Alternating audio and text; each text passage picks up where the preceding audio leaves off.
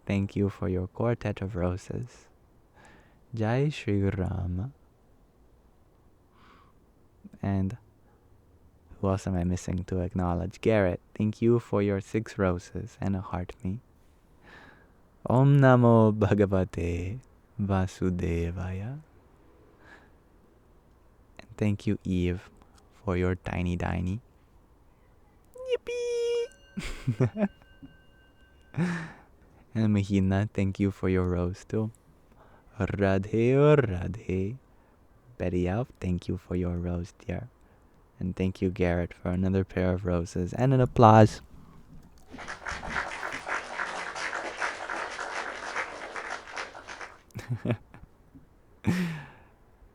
If any of you wanted to get anything else out of this live stream that you felt like you could, I always upload the recording of these to my Yamsox Lives YouTube channel, as well as the clips like our meditation and our readings that we do throughout.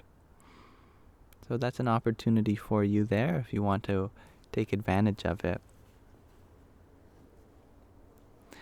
May this live stream be an offering to Sri Radha Krishna.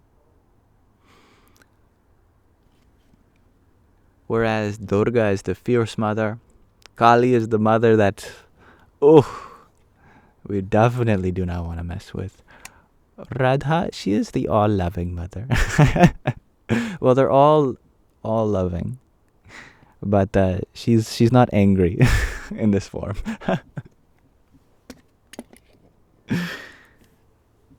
She's in a good mood.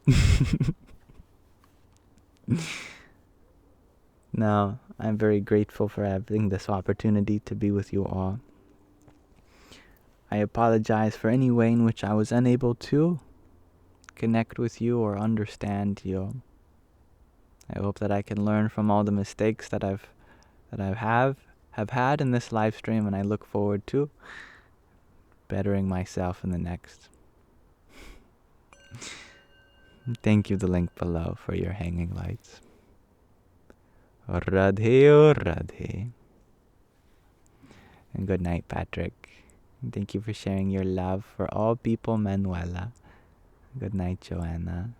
Good night, Redhead Rage. Good night, Gina. And hello and goodbye, Yo-Yo from Pittsburgh. Thank you for sharing your blessings, Garrett.